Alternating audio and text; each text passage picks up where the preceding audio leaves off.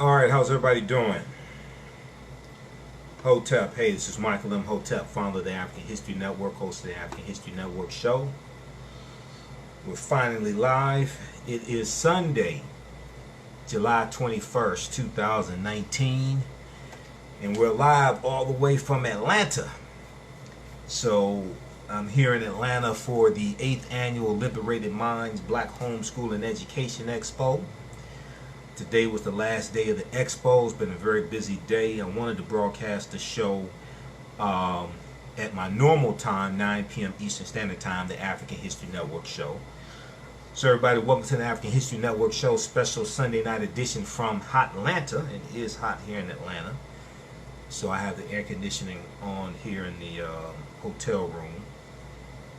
And normally I'm on 9:10 a.m. the Superstation WFDF Sunday nights, but I'm here for the conference, and I'm here each year for the Liberated Minds Black Homeschool and Education Expo, and I'm a presenter and one of the vendors. So I was doing my presentation this morning, okay, and I dealt with 6 principles of political self-defense, 6 principles of political self-defense, understanding how public policies and laws affect the black economic condition.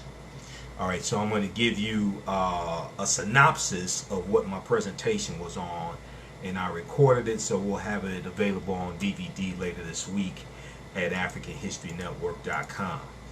So how's everybody doing tonight? I wanted to broadcast at 9 p.m. I was tired. I've been up since about 6 a.m. this morning, because I was at the conference at the Georgia Piedmont Technical Center. I think I got there about 9 a.m. and I was the first presenter. So I got there early to test out the equipment and get everything together, and had to, I was at my vendor table also, okay?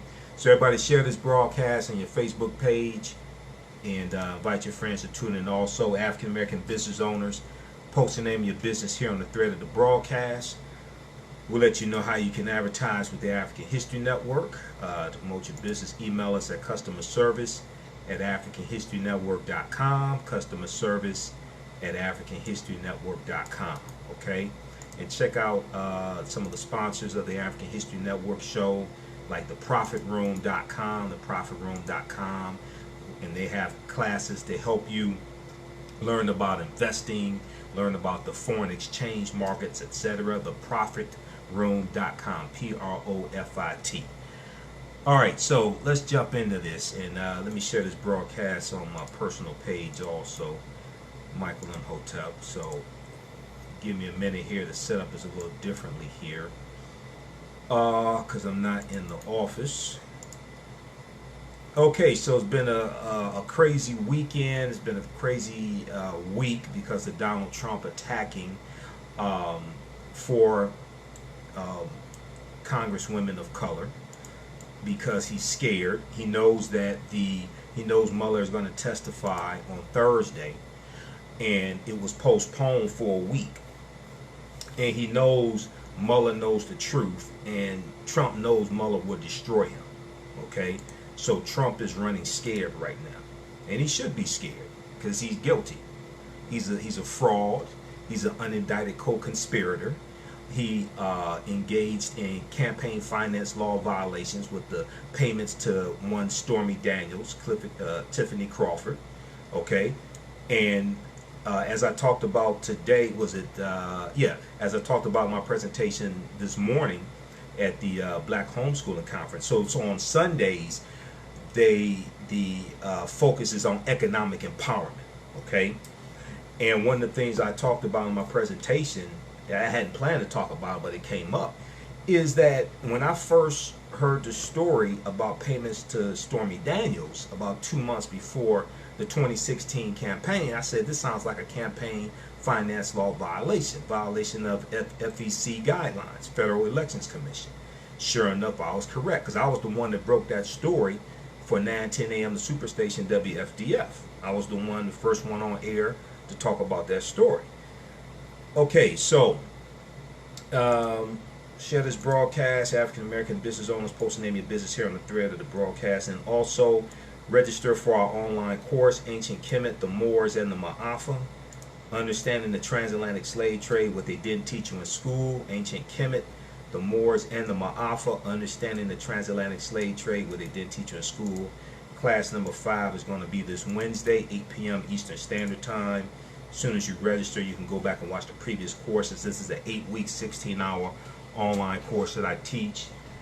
This Wednesday, we'll get into how the Moors lost control in Europe, especially in Moorish Spain. Okay, so the course is $80.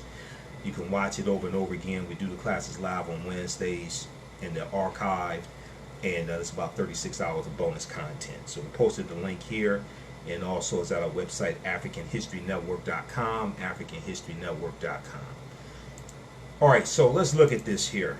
And also I want to talk about this article from TheNation.com from July 18th, 2019. It talks about Jackie Robinson testifying in front of the Un-American Activities Committee in 1949, and how he was pitted against Paul Robeson. Okay, I posted an article about this a couple of days ago, and it got a huge response. All right, so what I did was I laid out 6 principles of what I call political self-defense.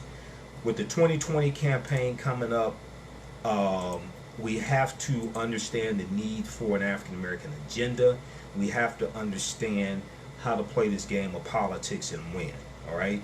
Now, politics is the legal distribution of scarce wealth, power, and resources, and the writing of laws, statutes, ordinances, amendments, and treaties, their adoption, interpretation, and enforcement. This is an easy way to understand what politics is. The writing of laws, statutes, ordinances, amendments, and treaties, their adoption, interpretation, and enforcement, and the legal distribution of scarce wealth, power, and resources. So this deals with laws, this deals with policies, all of this, okay?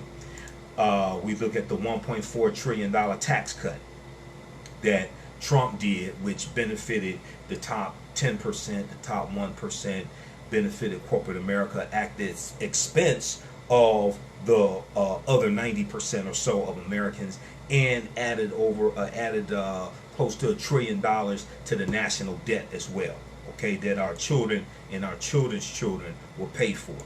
Okay, so this is an example of understanding public policy, understanding politics, and how this impacts us. Okay, so politics impacts every aspect of our lives, from the water we drink to the food we eat to the air we breathe. We look at Flint, Michigan. Flint, Michigan, the disaster in Flint, Michigan, and I live in Detroit, so we knew about it before the rest of the country did. The disaster that happened in Flint, Michigan with the lead-tainted water, that was totally avoidable.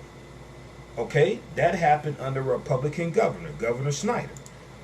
And this is why Donald Trump didn't talk too much about it, because I guarantee you, if that had been a Democratic governor, Trump would still be talking about it today. All right, so when we look at that, that was an example of how profits were put above people. Profits were put above people. So the city of Flint was taken over by an emergency manager, okay, that was put in place by Governor Snyder. Because in Michigan, what happened was all of the majority, basically all of the majority African American cities were taken over by emergency managers so they could gain control of the contracts, push the cities into bankruptcy, take over the cities. This is coming from Lansing.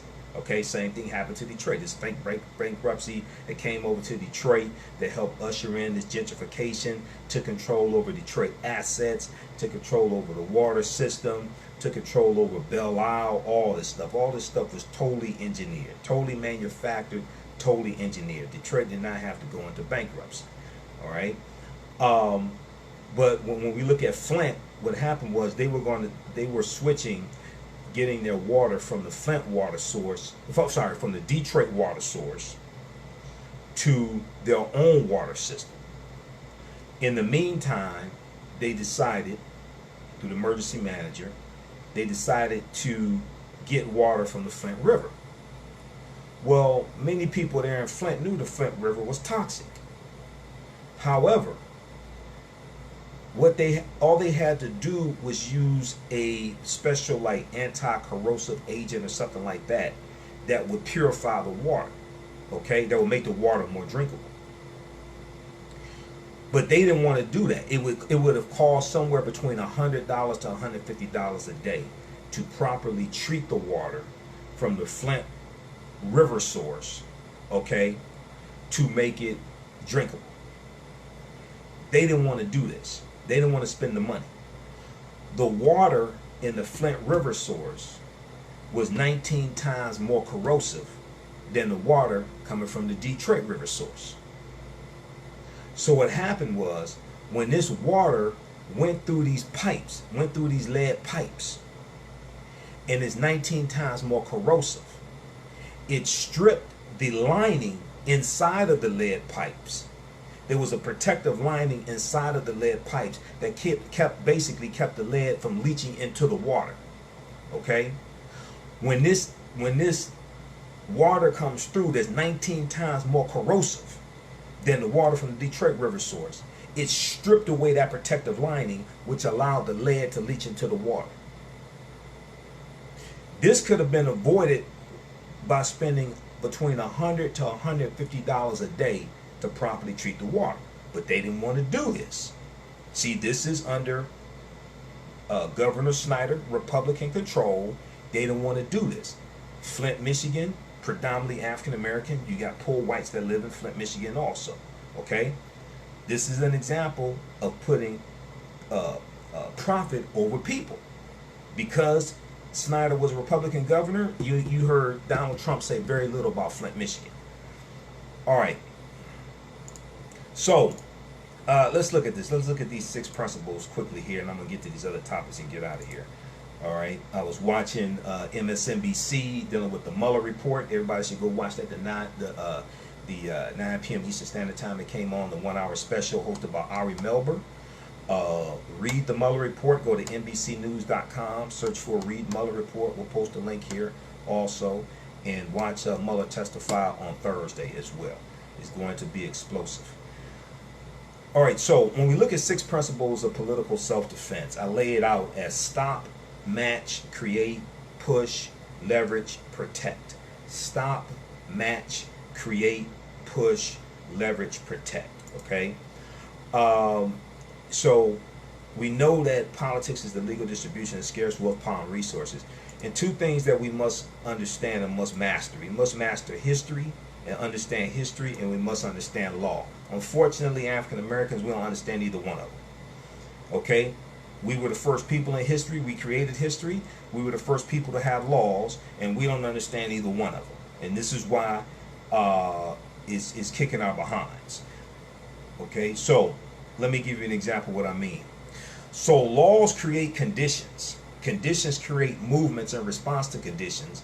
Laws are written to address the movements. So if we look at 246 years of slavery, so June 19th, 2019, we saw the H.R. 40 hearing in the House of Representatives, right, dealing with reparations. And also, I got to tell you, so I talked about reparations today in my presentation. What I said about reparations caused the whole room to go silent. It blew people away because I said something that people hadn't thought about before, okay? Because a lot of the ways that we're going about reparations, a lot of these arguments for reparations are not legal arguments, unfortunately. You've heard me say these before. These are emotional arguments. Many of them are not legal arguments. All right, so 246 years of slavery. We have the abolitionist movement. We have, when we look at the U.S. Constitution, that forms the foundational law of this country. Okay? The Constitution sanctions slavery. Article 4, Section 2 of the U.S. Constitution laid the foundation for the fugitive slave laws of 1793 and the fugitive slave laws of 1850, which were even harsher and went beyond the fugitive slave law of 1793, signed into law by President George Washington, who was a slave owner himself, who became a slave owner at the age of 10 when he inherited about 11 slaves from his father, George Washington. Okay. We look at Article 1, Section 9 of the U.S. Constitution. Let me turn the air conditioner on. All right, we look at Article 1, Section 9 of the U.S. Constitution. Hold on, turn it down. Hold on.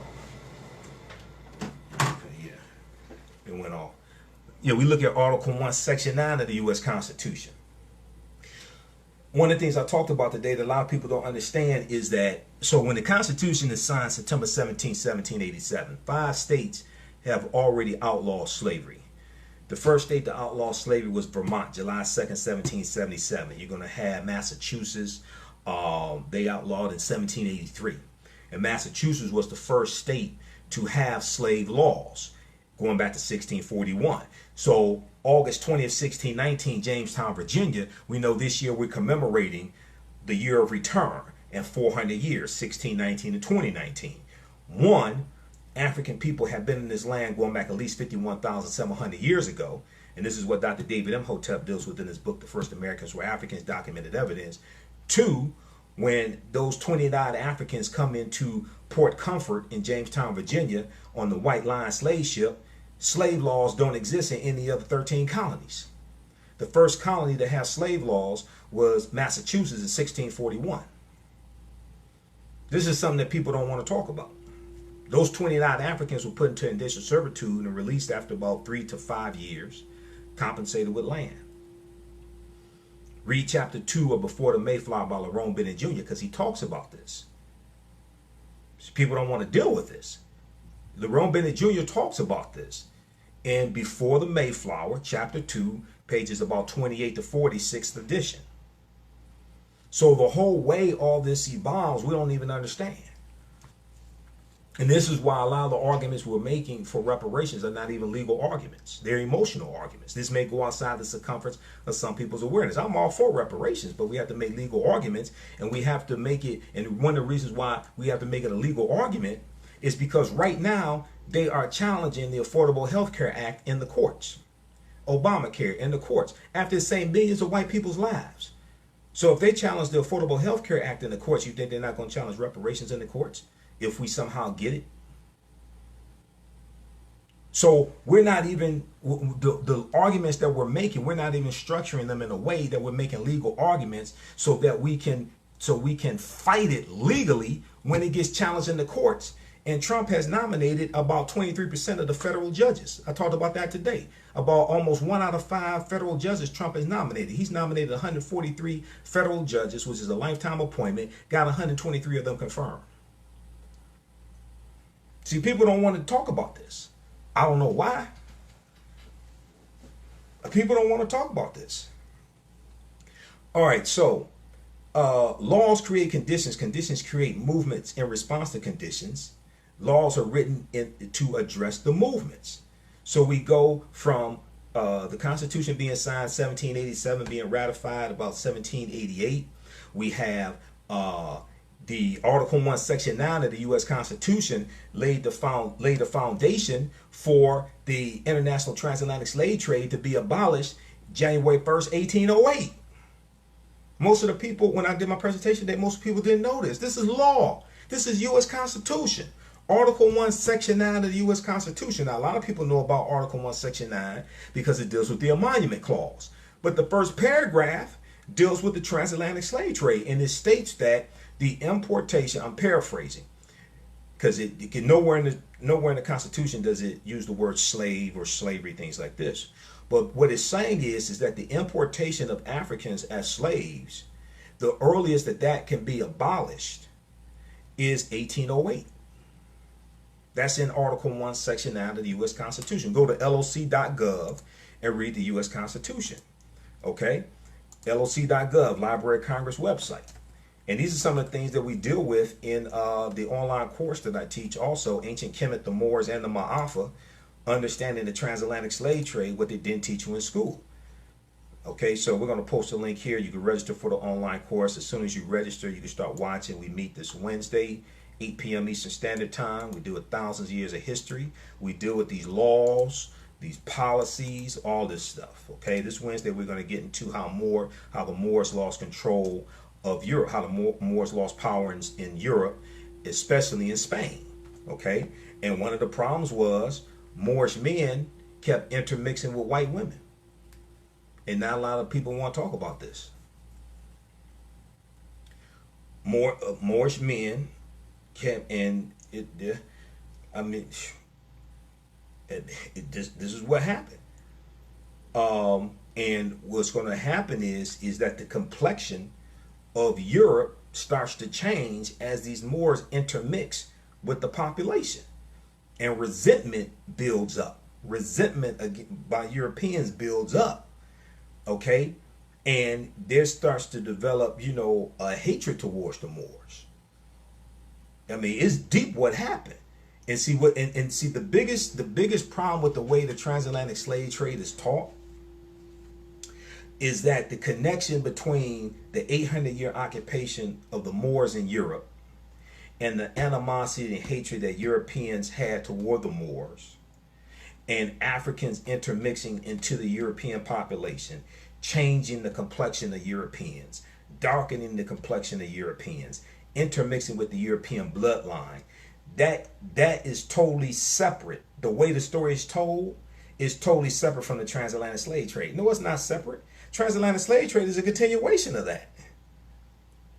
Because now you have things that are flipped.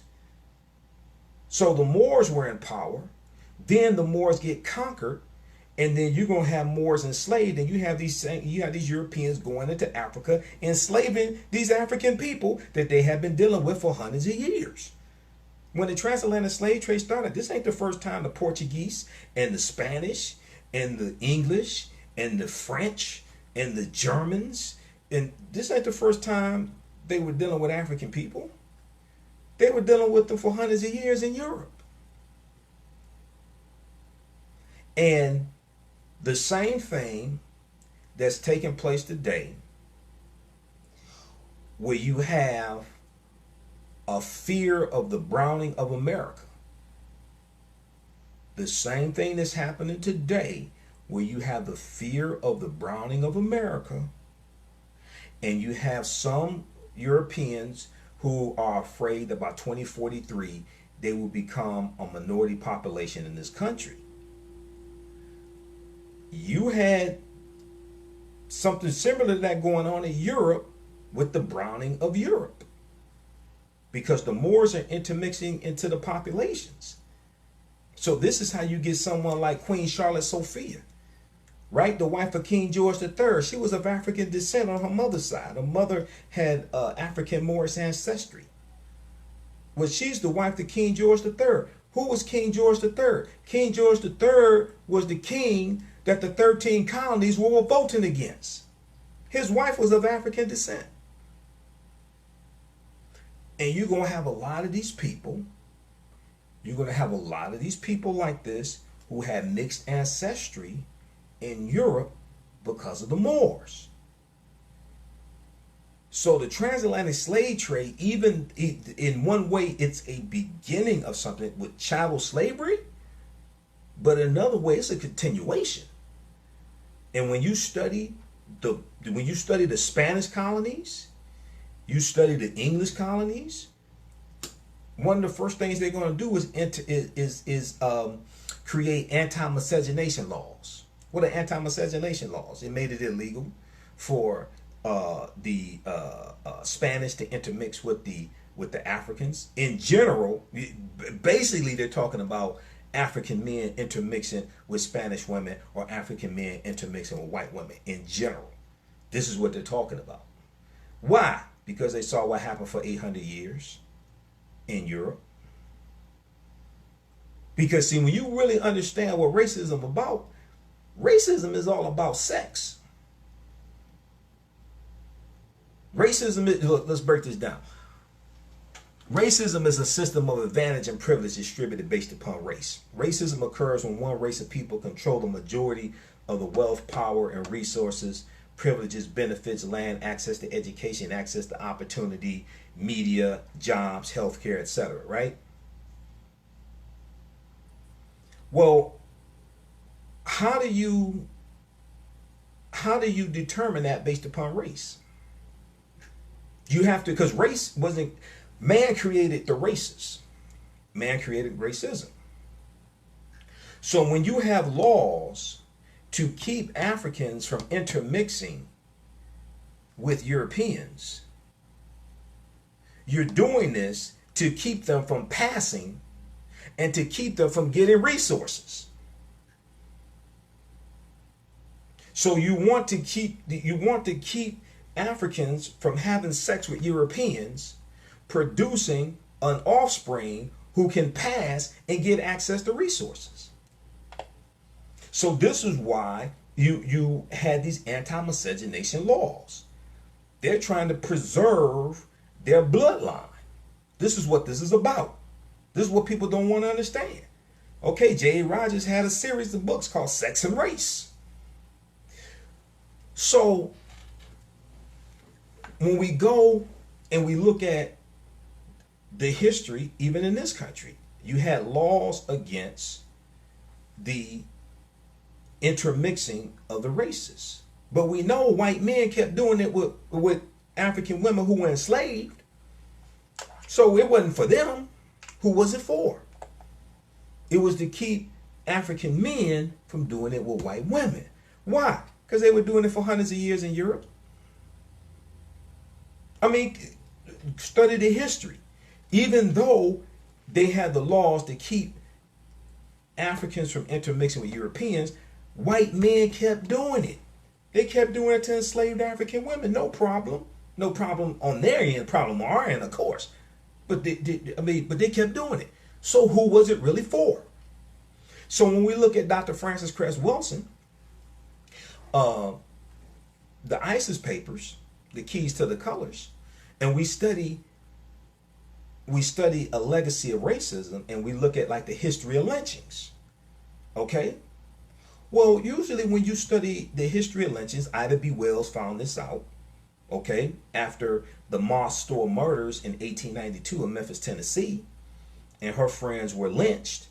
Okay, when she started studying lynchings, she found out oftentimes the lynchings were as a result of consensual sex between black men and white women. And what happened was her husband found out, her brother found out, her father found out, her cousin found out, her uncle found out, and they went and got the good old boys and go lynch this African American man. But it was consensual sex between a black man and a white woman. So when we look at racism, the race that has the highest concentrations of melanin, they get the brunt of racism because they have the greatest propensity, the greatest ability to change the complexion of Europeans. I'm saying it for a certain way because this is on social media platforms, and some of these social media platforms have new guidelines and things like this. So this is not hate speech. I'm dealing with history. Okay, when we talk about genetic and recessive genes, this is science. I'm not talking about superiority or inferiority. I'm dealing with science.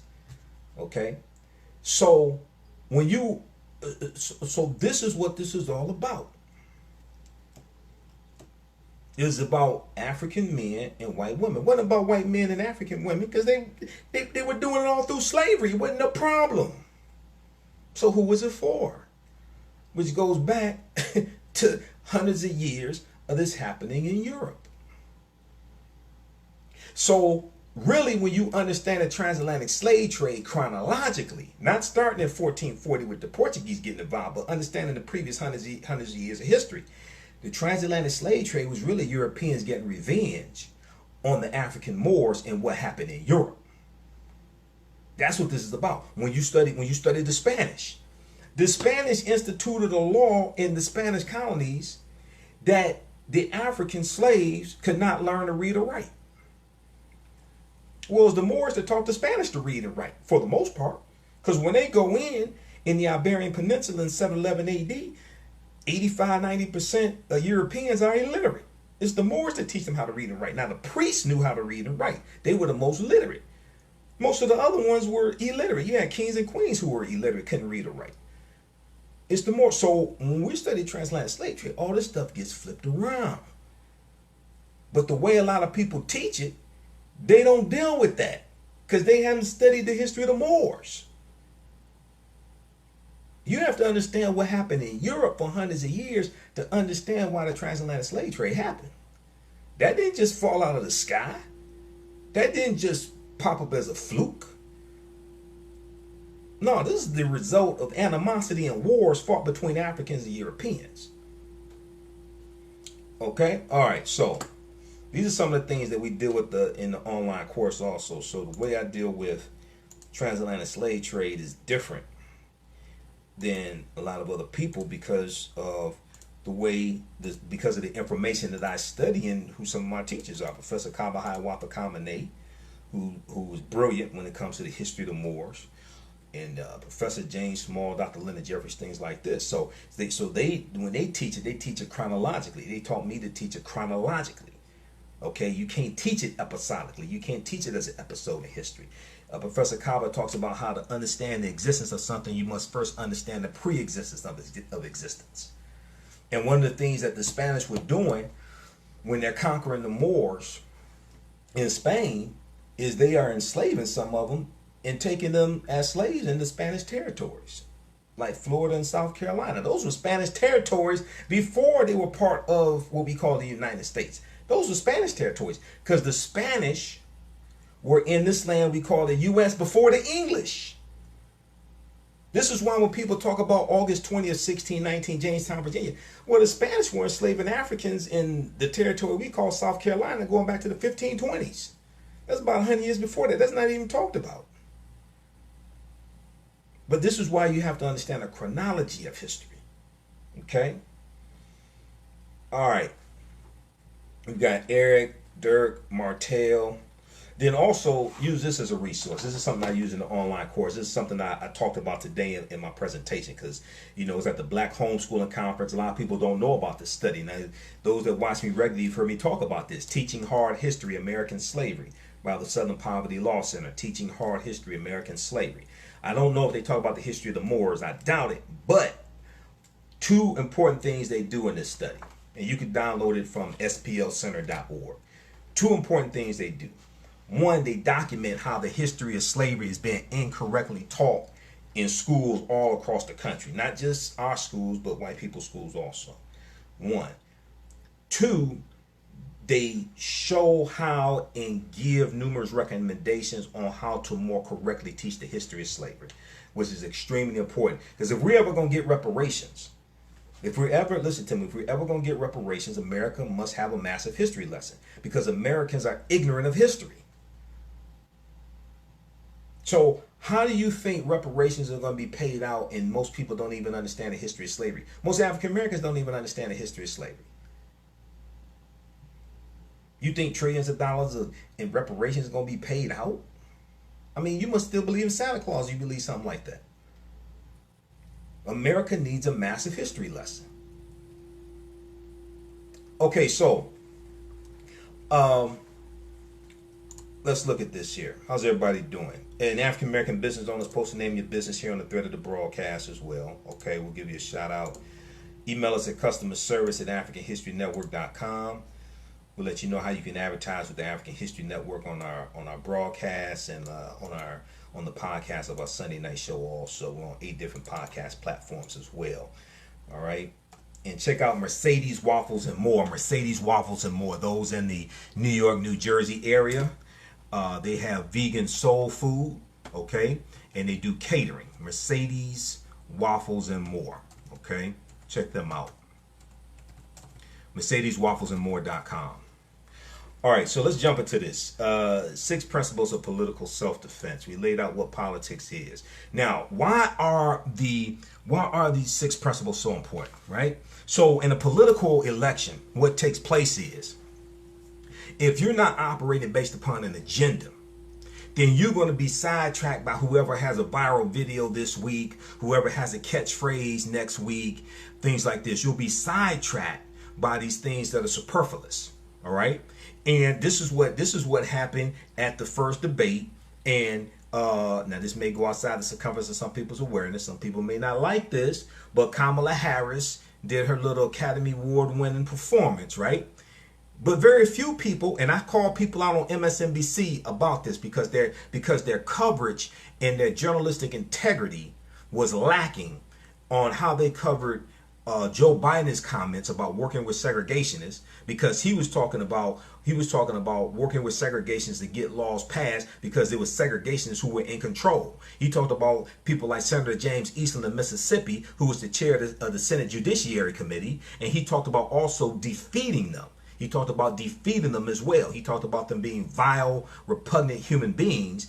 But you had, these are guys that when he got into the Senate in 1973, these were the people running the Senate.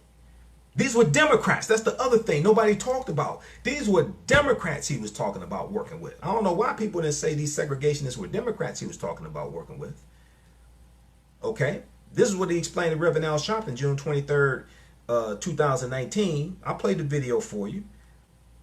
Go check out the videos on my YouTube channel, because I went and broke this down by segments. Okay? And then when Reverend Al Sharpton interviewed Representative Cedric Richmond, who's Biden's co-chair, on June 29, 2019, Sharpton acted like he had amnesia from his conversation with Joe Biden June 23rd. Biden went through, explained all this. Biden, when Biden was talking about, and I watch MSNBC, so I know exactly what they say. This is the problem I have, and I called them out on Twitter about this. When Biden was talking about using the term boy and son, it had nothing to do with black men being called boy. This is something that Cory Booker jumped to conclusions on, and Cory Booker really should jump out of the race. I don't know why he's in there. This is something that Reverend Al Sharpton jumped to conclusions on. Joe Biden told Reverend Al Sharpton June 23rd, he said, wait a second. He said, I wasn't talking about boy being used for black men. He said, when I said they called me son, not boy, he said that's because they called Ted Kennedy boy. They called me son. He said they didn't call me senator, they called me son. He said the reason why was because they thought both of us were too young to be in the U.S. Senate. So they called Senator Ted Kennedy, who was white, boy, and they called me son. This had nothing to do with black men being called boy. But you saw Reverend Al Sharpton jumping out here with that BS. You saw Cory Booker jumping out here with that BS. And the whole way this whole thing was covered was totally disingenuous. Then the Associated Press reported on either July 3rd or July 4th, 2019, that Kamala Harris backtracked on her statements about forced busing and said that busing should be considered but not mandated. Well, if that's your stance, what the hell was that you were talking about on the debate stage then for? But I noticed when they bring this up about Biden, they will talk about, on MSNBC, they'll talk about segregationists and won't give context. 99% of the time, they won't say he was talking about working with Democrats who were segregationists, and he was a Democrat. They won't bring that up. They won't put it in context. And then they won't say, well, Senator Kamala Harris had to back away from her statements on forced busing. And she said busing should be considered but not mandated. So game recognizes game. You can't slick a can of oil. So what happens is during a political election, it's easy to become distracted by viral videos and catchphrases. If we're not operating based upon an agenda, we won't fight for policies that are beneficial for us. We'll get sidetracked with this nonsense, okay? And the other thing is, it's extremely important. The presidency is not won by winning debates. The presidency is won by winning states. And this is what people don't want to talk about. It's not won by winning debates. It's won by winning states.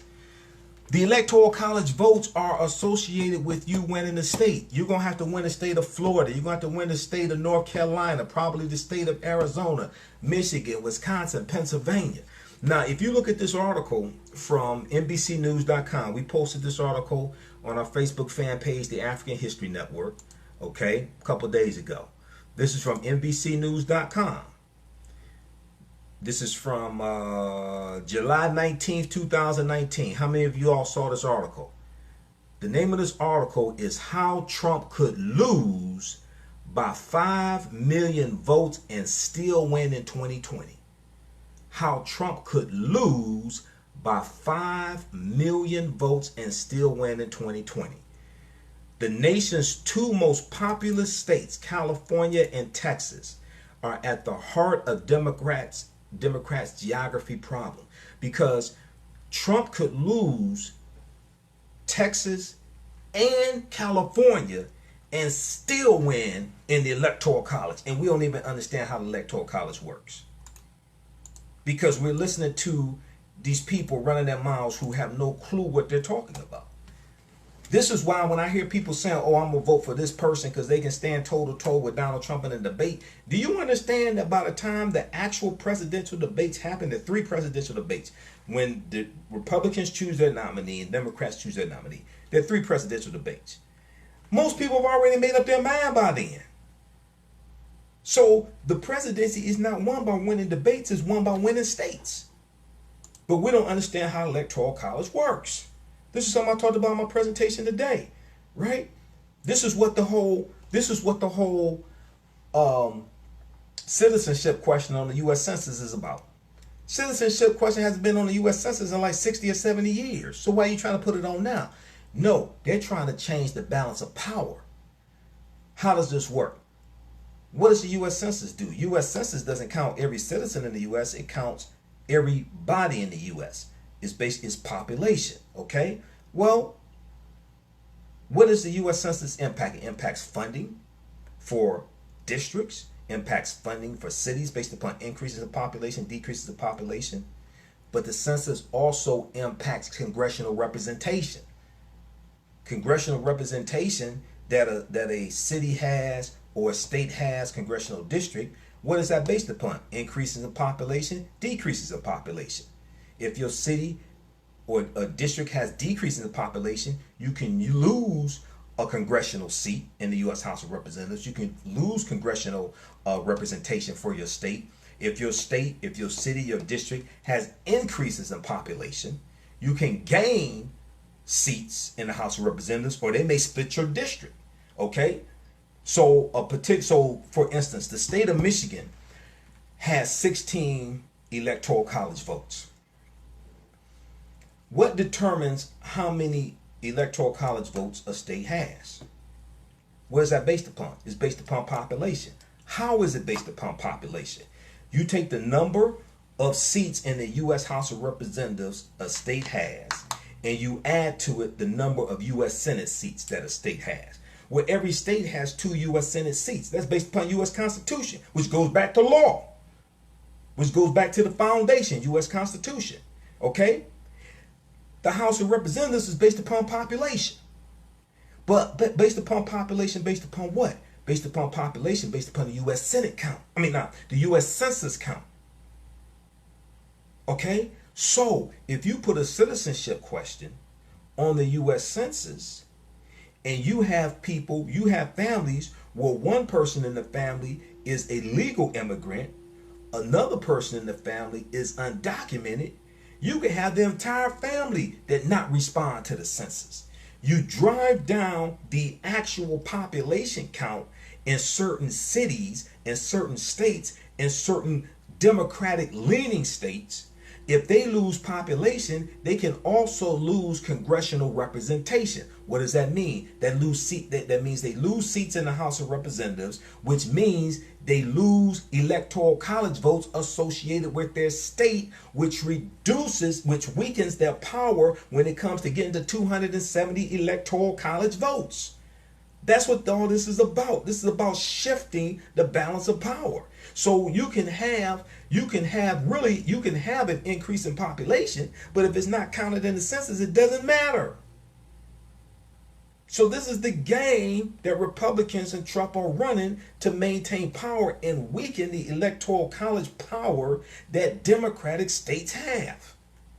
That's what this is about. And this is about the fear of the browning of America. U.S. Census released a press release in June of 2018 that talked about how white people have a negative birth rate in 26 states out of 50. That's not me, that's the U.S. Census Bureau. Don't get mad at me. This ain't hate speech. This is science. This is documented.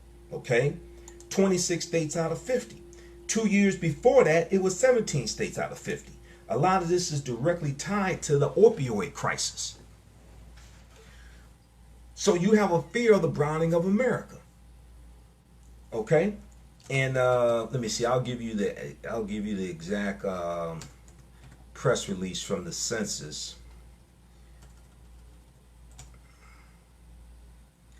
let me see, that came out in June of 2018.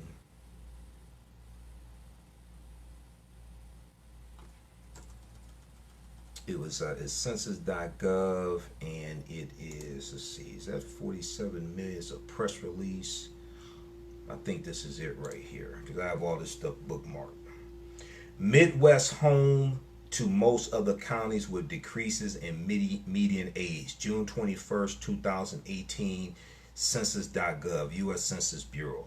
Midwest home, HOME, to most other counties with decreases in median age. Okay. And they talked about how, let me see something here.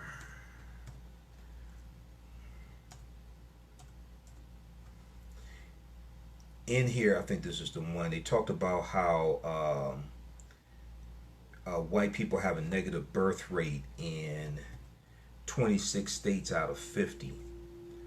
Okay, let's see here. What is this? Baby boomers and millennial alike are responsible for this trend in increased aging. Hispanic population made up 18.1% of the nation's top population in 2017, primarily due to natural increase, the difference between births and deaths. Okay, but it's in here. Read this.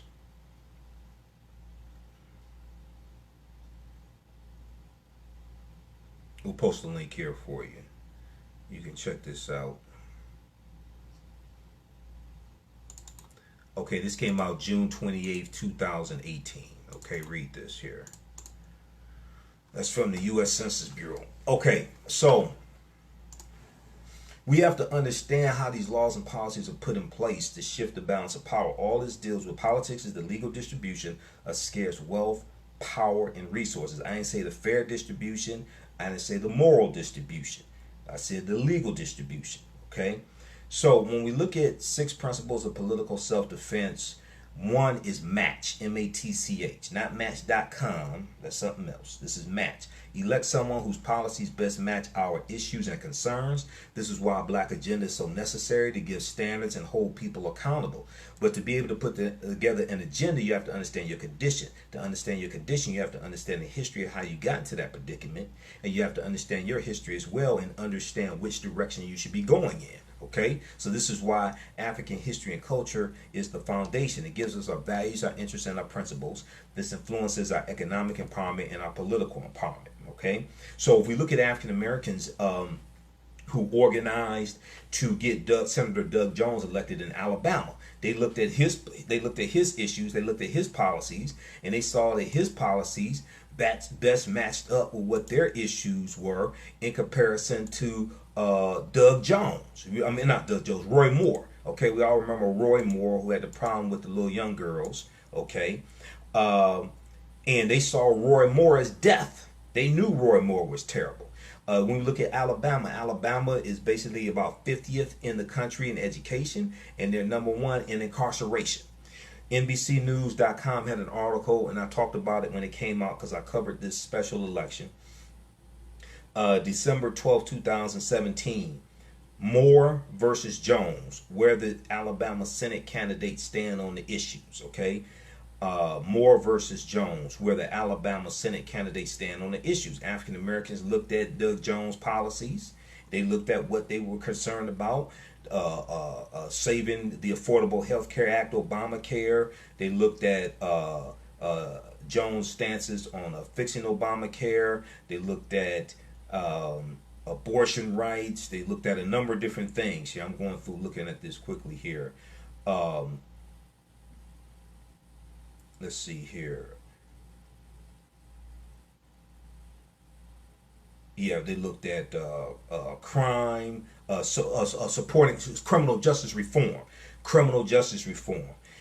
Doug Jones's stances on criminal justice reform better lined up with theirs, because Roy Moore really didn't have any clear plans when it came to criminal justice reform.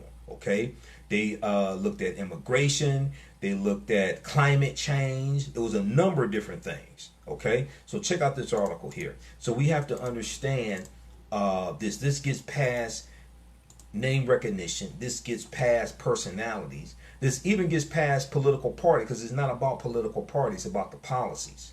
Okay, I'm neither Democrat nor Republican. Now I look at where a lot of these crazy ass policies come from, and they come from Republicans, majority of them, especially on the national level. But it's not about political party, it's about the policies. Okay, all right. So name of that. So we posted that article there. That's dealing with Roy Moore and Doug Jones. That's from NBCNews.com. All right, number 2 is create. Someone who we have to elect someone who can create an environment for us to push our agenda the farthest and get the most accomplished. This doesn't just mean president. Definitely president. It could be governor. It could be mayor. Okay? Someone who can create an environment for us to push our agenda the farthest and get the most accomplished. Especially when you deal with a governor, a president, a mayor, something like that. They have a lot of influence. Okay? And they can create openings for you to be able to push your agenda through and get things accomplished. If we're not operating based upon an agenda, we're going to be lost. Let me give you an example. 2016. See, a lot of people are under the impression that the 63 million people that voted for Trump in the 2016 election, they all love Trump. That's not true. Some of them hated Trump. But Republicans were operating based upon an agenda. What was their agenda? Their agenda was to gain control of the U.S. Supreme Court. Their agenda was to gain control of the federal courts, influence law for the next 20, 30 years. They said they wanted to repeal Roe versus Wade, 1973. You do that in the courts.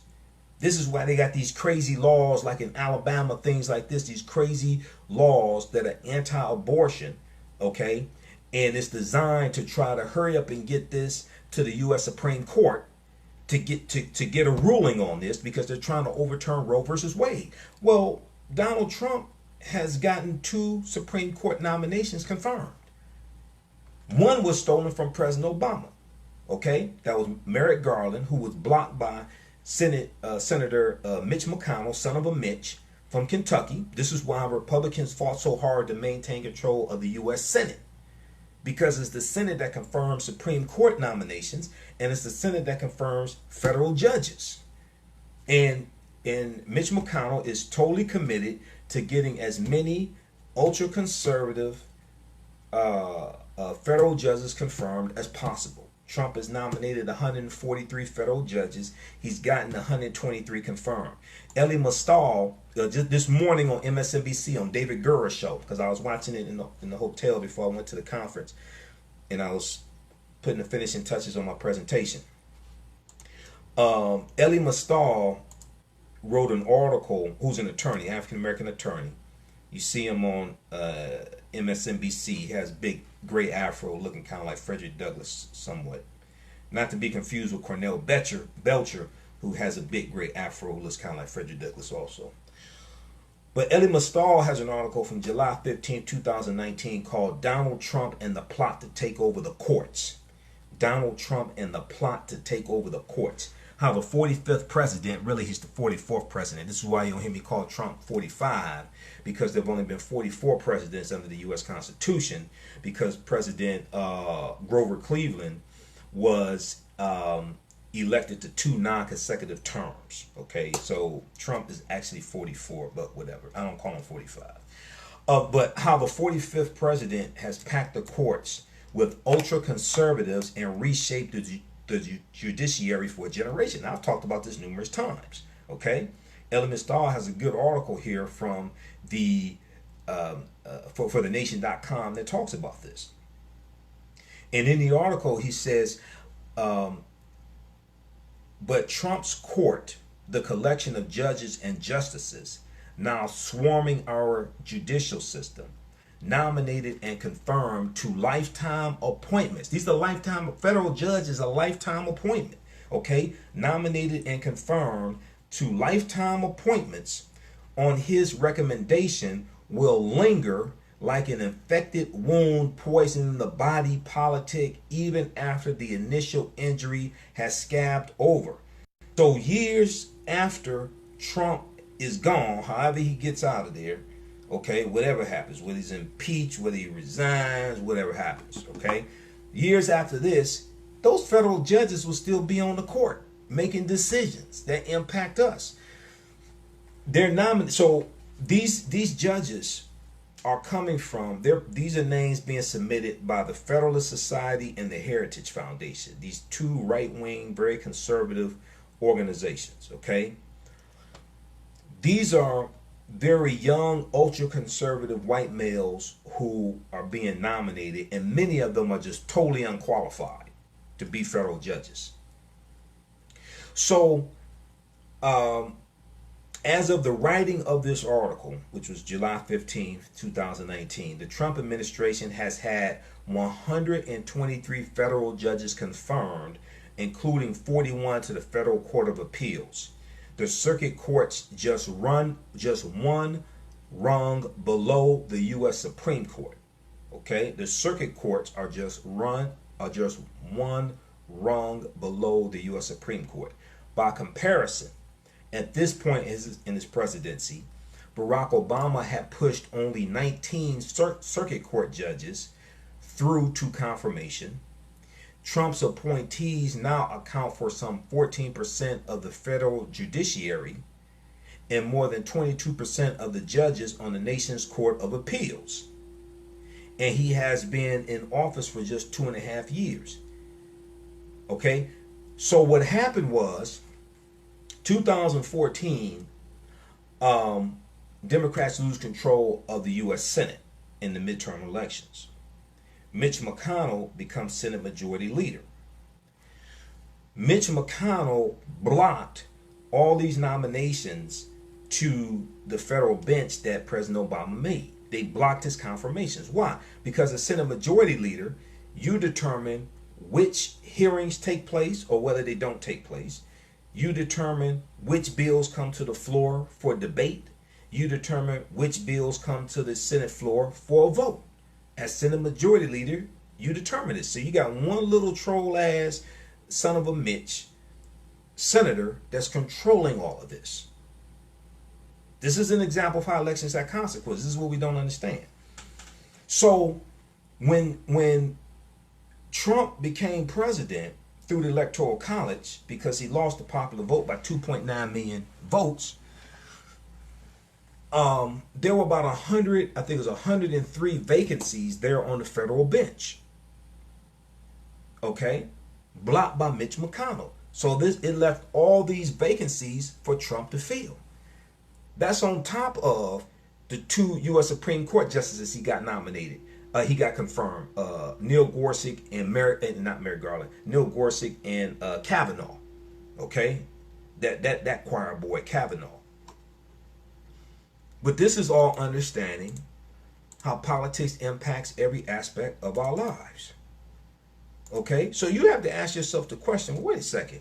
If, you ready to sit back and ask yourself the question, why are Republicans fighting so hard to maintain and to gain control of the courts and maintain control of the courts?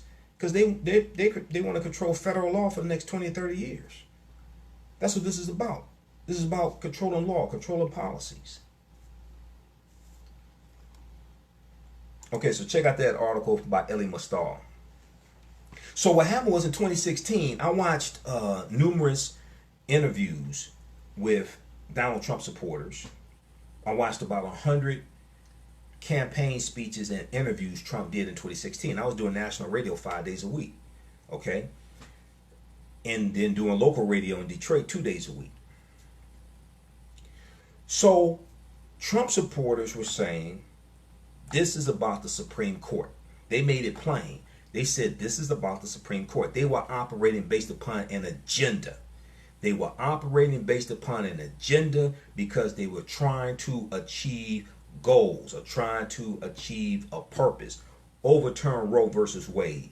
Gain control of the U.S. Supreme Court. Gain control of the federal courts. This is what this was about. A lot of people that voted for Trump did not like Trump. You have his base that likes him. You had others that voted for Trump not because they liked him, but because they wanted to fulfill the agenda. And they saw Trump as a means to fulfill the agenda. Just like the evangelicals. Okay? How is it that you got a guy, how is it that you support a guy who has sex with porno stars and Playboy bunnies, cheats on his wives, okay? He has at least 16 women accusing him of sexual misconduct, sexual assault, all types of stuff like this. But this is your guy? This is who you want? No, it's because he's providing you with Supreme Court justices. He said he would nominate Supreme Court justices that will overturn Roe versus Wade. All this, so they're gonna overlook all this sin. They're gonna overlook all this other stuff because of President Obama did 1/10 of this that Trump did. They will call President Obama the Antichrist. Let's keep it real, okay? See, Trump is everything that white people thought President Obama was gonna be. Trump cheated on all 3 of his wives, had children by different babies' mamas, had sex with porno stars, Playboy bunnies, doesn't understand the U.S. Constitution, doesn't understand law. Trump is everything that white people thought President Obama would be. And then, to add insult to injury, Michelle Obama was just named the most admirable woman in the world. I think it was in the world, most admirable woman in the world. Right? To add insult to injury. Okay? So Trump is everything white people thought President Obama would be. President Obama was a constitutional law expert, a constitutional law professor. He was an attorney. I don't ever think Trump has ever read the Constitution. He sure as hell don't act like it. So, let's continue here. How's everybody doing? How y'all like this type of information? Now, who still needs to register for our Wednesday online course, Ancient Kemet, the Moors, and the Maafa, Understanding the Transatlantic Slave Trade, what they didn't teach you in school?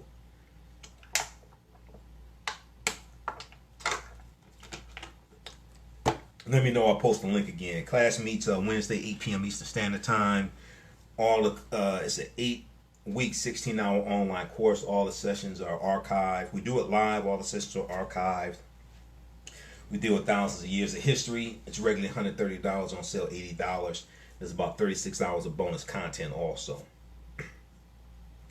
All right, number 3 is stop. Stop financing our own dehumanization. Stop financing our own dehumanization. Many times we do this and don't know it. Many of us are invested in privatized prisons through our 401k plans and our pension fund plans and don't know it. I'm not telling you get rid of your 401k plans and pension fund plans. We need those for retirement. I'm not saying that. What I am saying is that you can call your benefits manager on Monday and you can find out which industries and companies that you are invested in. Now let's look at an example of some people who actually did this. So in the city of New York, in June of 2017, you had city employees for the city of New York that divested $48 million of their pension fund dollars from 3 privatized prisons because they found out they were invested in privatized prisons. They said, well, you may have privatized prisons, but you're not going to do it without money. See, a lot of people don't know you can do this. A lot of people don't know that they are invested in privatized prisons. A lot of people are invested in gun manufacturers through their pension funds, through their 401k plans, and don't know it. Okay? Reverend Al Sharpton has talked about on his radio show, Keeping It Real, and then also at the State of Black America that Roland Martin hosted. And we shared it on our Facebook fan page. You can watch it on Roland's YouTube channel, Roland Martin on YouTube. Reverend Sharpton, regardless of whether you like him or not, this is not about personality. This is about understanding policy. He talked about how one of the initiatives of the National Action Network this year is dealing with pension funds. And he said that a lot of African Americans are financing our own gentrification and don't understand it. Because our pension fund dollars are handled by money managers who then will loan that money to developers. those developers then take that money from the pension funds and use it to gentrify us out of our own communities, and we're paying for it and don't even understand this. So if we look at this article here from New York Daily News, June 8th, 2017, NYC pension fund to back out of investments in private prisons. NYC pension fund to back out of investments in private prisons. New York City's pension system has become the first in the nation to fully divest from private prisons. Controller Scott Stringer will announce on Thursday. They actually did it. They actually withdrew from these privatized prisons. The city has sold off about $48 million in stocks and bonds of 3 private prison companies, according to the Controller's office, after a unanimous vote from the fund's trustees. The move comes after a scathing federal audit of private prison facilities last year, which would be 2016, after 8 immigrant detainees have died in the last fiscal year while in private immigration detention centers. We know it's gotten a lot worse. And as I talked about today in my presentation at the Liberated Minds Black Homeschool and Education Expo, this detaining of migrants and migrant children, this is big business for privatized prison companies. This is big business for them. And after 8 immigrant detainees have died in the last fiscal year, while in private immigration detention centers, which house 65% of immigration and customs enforcement detainees, according to Stringer's office. Morally, quote, morally, the industry wants to turn back the clock on years of progress on criminal justice, and we can't sit idly by and watch that happen, end quote, Stringer said. Because, see, a lot of people don't know the U.S. prison population dropped to its lowest point in 20 years under President Obama in December 2015. Nobody wants to talk about this. This was revealed in the December 2016 Department of Justice report. And I found out about, the first place I found out about this was from Newsweek.com. Okay, Newsweek had an article from December 2016 that talked about how the U.S. prison population, I'll give you the name of the article, you can read this yourself. The U.S. prison population exceeded 1.5 million in 2015. But when you actually read the article, it talks about how the U.S. prison population fell the most in almost 4 decades to 1.53 million inmates in 2015, resulting in the lowest rate of incarceration in a generation, the Department of Justice said. The drop has been driven by changes in federal and state corrections policies that include drug treatment programs and the sentencing of fewer nonviolent drug offenders to federal prisons, the department said in its year-end report on prison population. This was under President Obama. Why doesn't anybody talk about this? The U.S. prison population dropped to its lowest point in 20 years under President Obama. Trump wants a pat on the back for the First Step Act. The population of African Americans in prison dropped from 40% down to 34% under President Obama. Now, in August of 2016, President Obama announced that the federal government would not renew contracts for federal prisoners with privatized prison companies like Core Civic and Geo Group. They announced they would not renew that. Core Civic and Geo Group, who are the two largest owner-operators of privatized prisons in the country. They're publicly traded stocks. Core Civic used to be Corrections Corporation of America. And Core Civic, they're a Tennessee-based company. And let's see, what's their stock exchange symbol? I think it's CXW for Core Civic. You can look it up. I think Core Civic is CXW. Let me see something here. This is an article from the Wall Street Journal. I thought it said in this one here.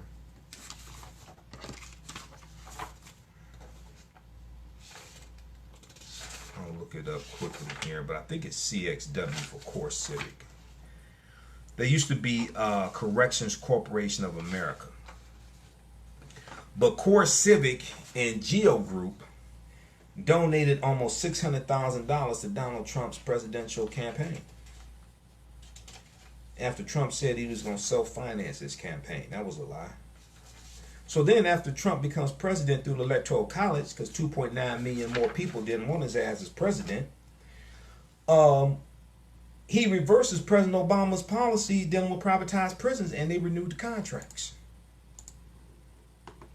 But then if we look at who's getting a lot of these contracts to house migrant children, right? Let's look at this article from the Wall Street Journal. July 2nd, 2018. Trump's immigrant detention plans benefit private prison operators. This is the Wall Street Journal, which is a conservative publication owned by Rupert Murdoch. Trump's immigrant detention plans benefit private prison operators. Core Civic, Geo Group, both Trump campaign contributors, so I ain't making this up, this is white people telling you this. Core Civic, Geo Group, both Trump campaign contributors, have become more reliant on ICE revenue in recent years. The Trump administration's new push, now this is from July 2nd, 2018, follow the money. The Trump administration's new push for more federal detention facilities for immigrants awaiting asylum hearings or deportation has brightened the outlook for the country's two largest private prison operators, Tennessee-based Core Civic Inc. and Florida-based Geo Group, had already been helped by higher federal spending on immigration and customs enforcement. Now, the Trump administration is seeking $2.8 billion in the 2019 budget year to increase the number of beds in immigration detention centers to 52,000, 49,500 for adults, 2,500 for family beds. Okay, so they want to increase that. And then, let me see something here. So this article deals with following the money. Okay? All right, you can read the rest of this. We'll post a link here. You read the rest of this. But this deals with following the money. Then there's an article from the New York Times, the billion-dollar business of operating shelters for migrant children. The billion-dollar business of operating shelters for migrant children, June 21st, 2018, same date that press release from the U.S. Census came out. The business of housing, transporting, and watching over migrant children detained along the southwest border is not a multi-million-dollar business. It's a billion-dollar business. The nonprofit Southwest Key Programs has won at least $955 million in federal contracts since 2015 to run shelters and provide other services to immigrant children in federal custody. Its shelter for migrant boys at a former Walmart supercenter in South Texas has been the focus of nationwide scrutiny. But Southwest Key is but one player in the lucrative, secretive world of the migrant shelter business. About a dozen contractors operate more than 30 facilities in Texas alone, with numerous others contracted for about 100 shelters in 16 other states. I wonder how many of these businesses donated to Trump's campaign, his 2016 campaign or his re-election campaign. I'm just curious. I'm not saying they did. I'd be curious to know how many. I wouldn't be surprised if a lot of them did, though. Okay, so that's from New York Times, the billion-dollar business of operating shelters for migrant children. Now, what we have to understand is our taxpayer dollars pay for this. See, our taxpayer dollars pay for this. So whether you agree with it or not, our taxpayer dollars are being used to finance this. All right, so let's continue here for a little while longer. And let me post a link here. You can register for our online class that meets Wednesday, 8 p.m. Eastern Standard Time. Ancient Kemet, the Moors, and the Maafa, understanding the transatlantic slave trade, what they didn't teach you in school. All right, and then African American business owners, email us at customerservice@africanhistorynetwork.com, and we'll let you know how you can advertise with the African History Network. Abroad, you can promote your business through our Facebook Live broadcast and on the audio podcast of our shows, our Sunday night show, the African History Network show, and the broadcast we do throughout the week. We're on 8 different podcast platforms, including iTunes, Blog Talk Radio, Castbox, Acast, FM Player, and Stitcher. All right, so let's continue. Okay. Another thing that I talked about dealing with policy and law. So theatlantic.com has a really good article from October 7th, 2013. October 7th, 2013. How prisons change the balance of power in America. How prisons change the balance of power in America. The way all this stuff works, most of us don't even understand. This ties right into population and ties right into the census. Here's the excerpt of the article. Disfranchising thousands of voters is only part of the story of how mass incarceration has distorted American democracy. Today, just as it did more than 100 years earlier, the way the U.S. Census calculates resident population also plays a subtle but significant role. As ex-Confederates knew well after the Civil War ends in 1865, as ex-Confederates knew well, prisoners would be counted as residents of a given county, even if they could not themselves vote. High numbers of prisoners could easily translate to greater political power for those who put them behind bars. High numbers of prisoners could easily translate to greater political power for those who put them behind bars. How is this possible, Michael Imhotep? With the advent of mass incarceration and as the number of people in prison not only rose dramatically, but also began moving urbanites of color into overwhelmingly white rural counties that housed prisons, the political process was again distorted. In short, thanks to this process that we now call prison gerrymandering, overwhelmingly white and Republican areas of the United States that built prisons as the war on crime escalated got more political power, whereas where areas of the country where policing was particularly concentrated and aggressive, areas in which levels of incarceration were, as a result, staggering, lost political power.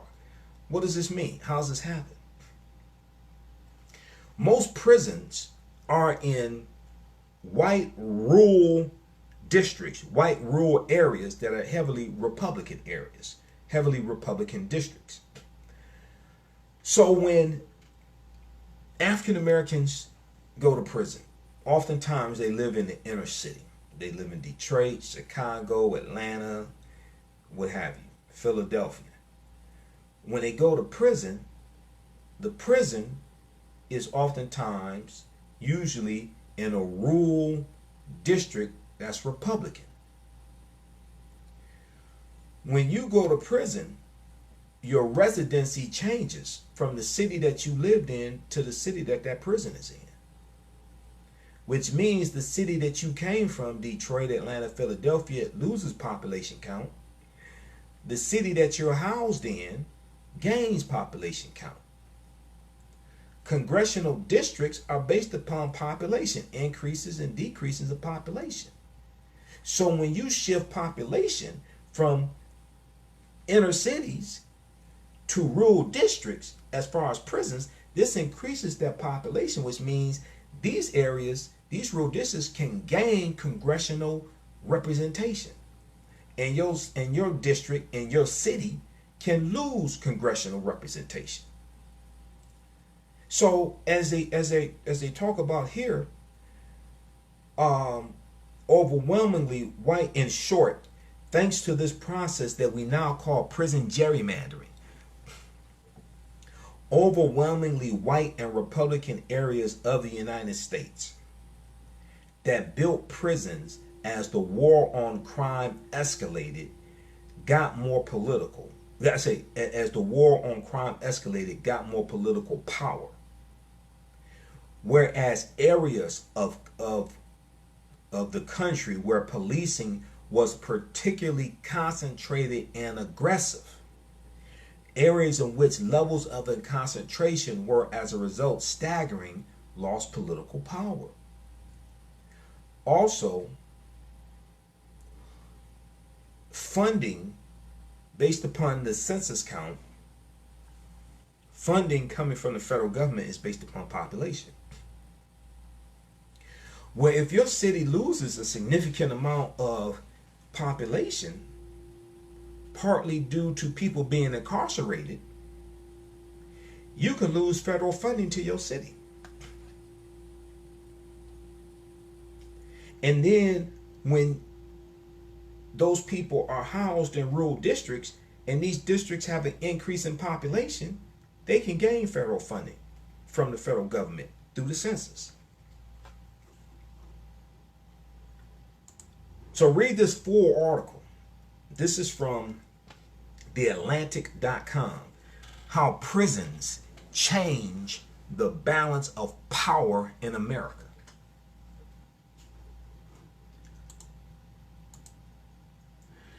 So number 4, when we look at 6 principles of political self-defense, number 4 is push it.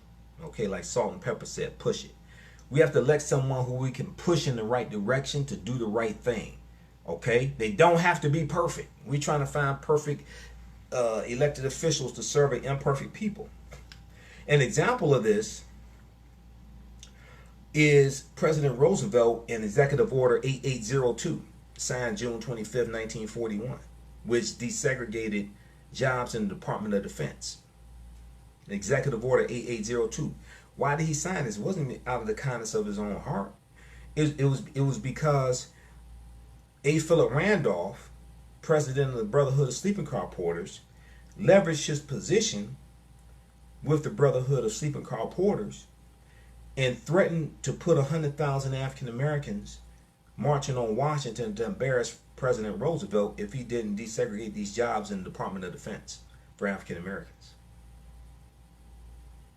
So June 25th, 1941, Roosevelt signed Executive Order 8802.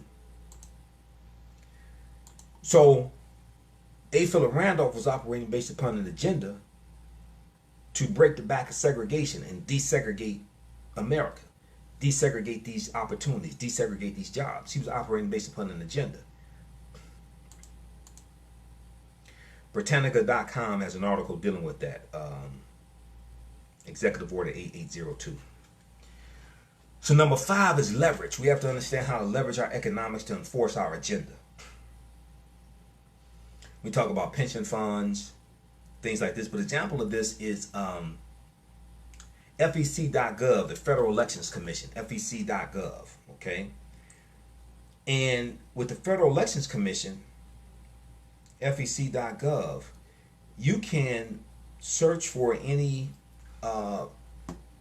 elected official at the federal level, U.S. House of Representatives, U.S. Senate, or President. You can find out who donated to that campaign, the person's name, the company this person works for, how much they donated. You can also find out corporations that donated to an elected official's campaign as well. So when Senator Cindy Hyde Smith of Mississippi, the public hanging woman, when she made her comments about sitting in the front row of a public hanging,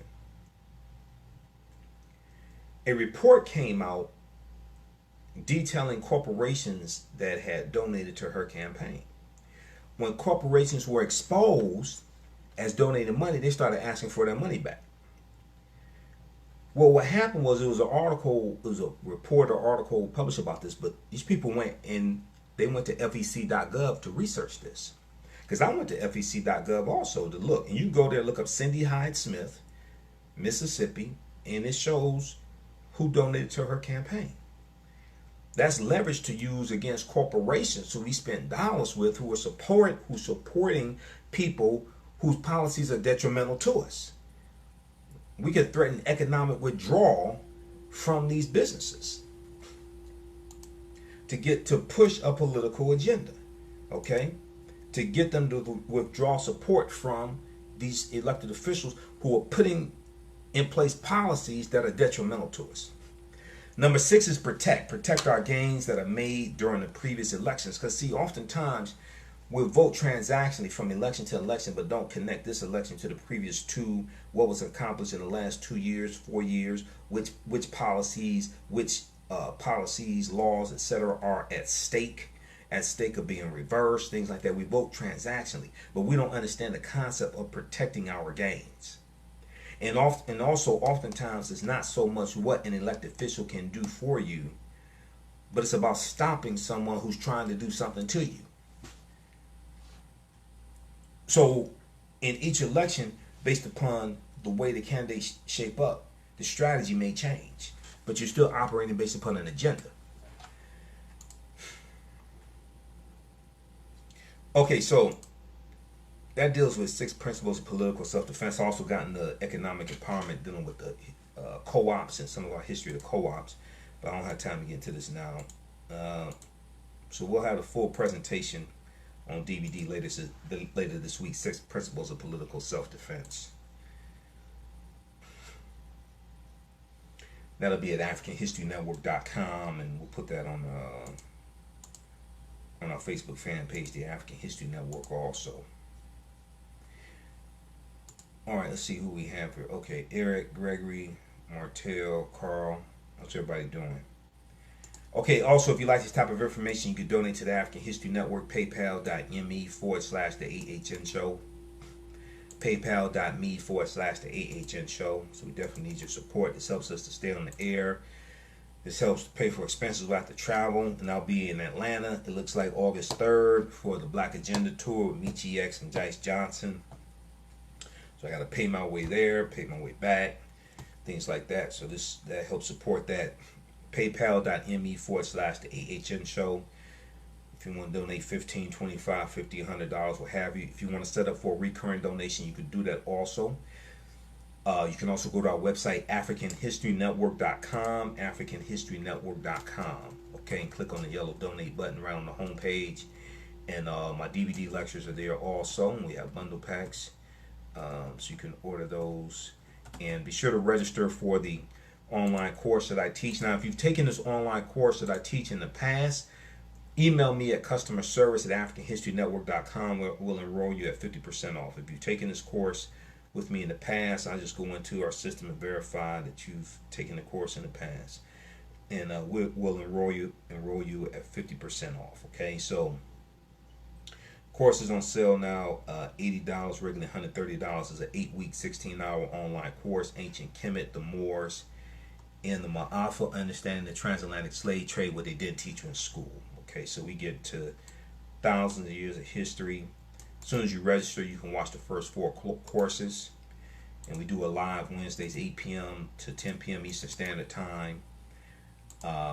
And then after that, all the sessions are recorded. And there's also about 36 hours of bonus content you can watch from around the world. Works best if you use Google Chrome, okay, as your browser. But when we discuss the transatlantic slave trade, we have to first understand that African people are the original people of North, Central, or South America and have been in what we call the United States of America at least 51,700 years. This does not mean the transatlantic slave trade did not happen. Yes, it did. We have to understand thousands of years of history prior to the transatlantic slave trade happening. We cannot start our history in slavery. Even when we study the transatlantic slave trade, which is important to study, we can't start in 1619 or in the 1440s with the Portuguese, when the Portuguese get involved. We have to understand the history chronologically and deal with the 800-year occupation of Europe by the Africans known as the Moors, who take the teachings from ancient Kemet, from the Nile Valley region of Africa, into Europe, and this brings Europe out of the Dark Ages. Okay? All right, so these are some of the things that we deal with in the online course. So we posted the link there for you. And I'm trying to make sure I got through this. Dealing with Jackie Robinson and Paul Robeson. I'll have to do a separate broadcast on that because we're running out of time and I'm running low on energy. It's been a long, long day. It's been a long weekend. Let's see here. We have. Okay. Let's post any questions, comments you have before we get out of here. Those in Atlanta, I'll be in Atlanta August 3rd. If you want me to do a presentation for your group or organization, also email me at customerservice@africanhistorynetwork.com. customerservice@africanhistorynetwork.com. If you want me to do a presentation for your group or organization.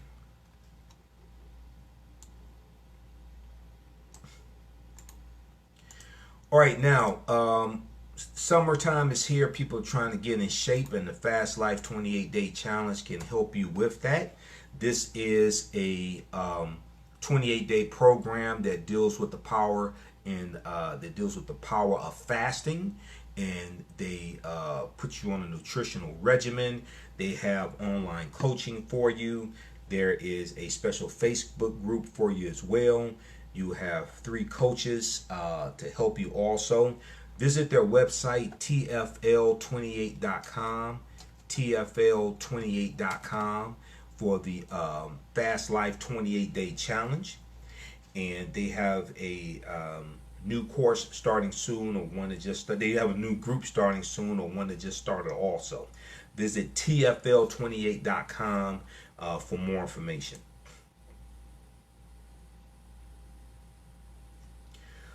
All right, guys, look, hey, I have to get out of here. I'm headed back to Detroit on Monday, so I have to fly back.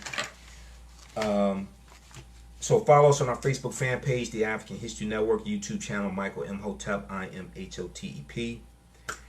And remember, at the African History Network, we focus on educating, empowering, and inspiring people of African descent throughout the diaspora and around the world, because right now it's corrects wrong behavior. What you do for yourself, what you do to yourself, and what you allow other people to do to you and get away with is based upon what you think about yourself.